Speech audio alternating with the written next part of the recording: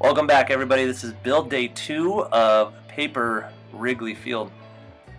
After watching last week's video, I kind of thought about it, I received some feedback, and I think I'm not really going to talk about the construction process during these videos.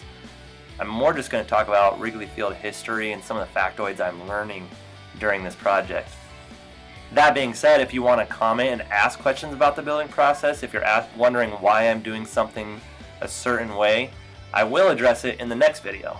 So go ahead and drop some comments down there, and I'll try and get to everybody's comments or questions, like I said, the next video.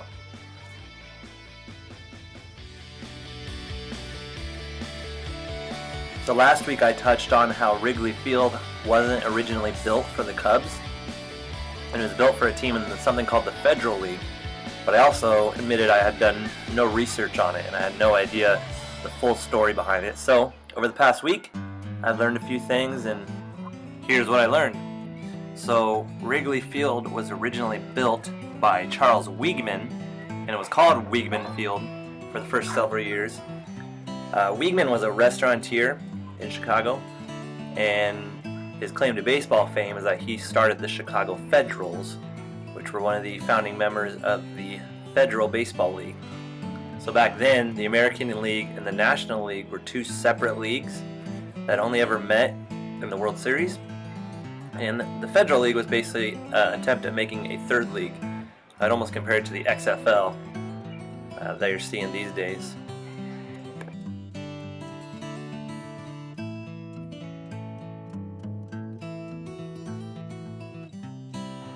The original structure that Weigman built for his Federal League team was just the lower bowl of Wrigley Field today. It seated about 14,000, cost $500,000, which in 2019 money is only about $12 million. So that's pretty crazy considering nowadays it's hard to build a stadium for even under $1 billion.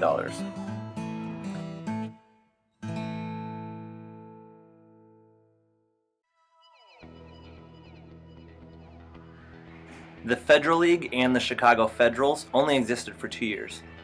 The first year, the 1914 season, they were the Chicago Federals. In the 1915, they were the Chicago Whales. If you have any familiarity with the Cubs at all, you've probably seen them wear Chicago Whales throwbacks every once in a while.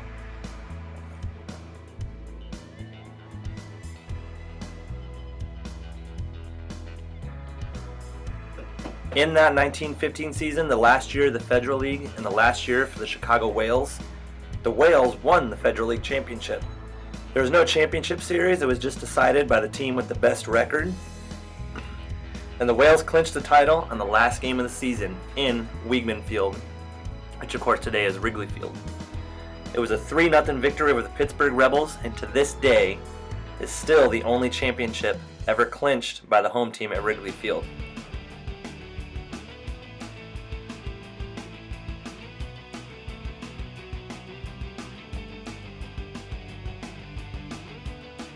I'll talk about this a little bit more in next week's video, but part of what happened when the Federal League folded is Weigman actually gained ownership of the Chicago Cubs.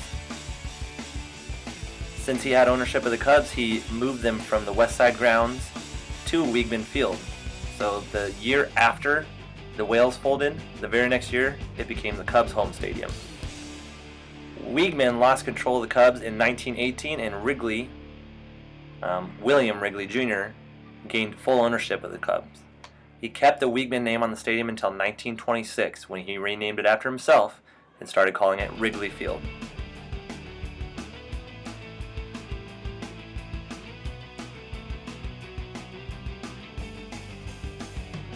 Remember, if you have any questions about any of the artistic stuff you see me doing in this video, feel free to comment and ask those questions. I would love to answer them and give me something to talk about while this video is playing next week.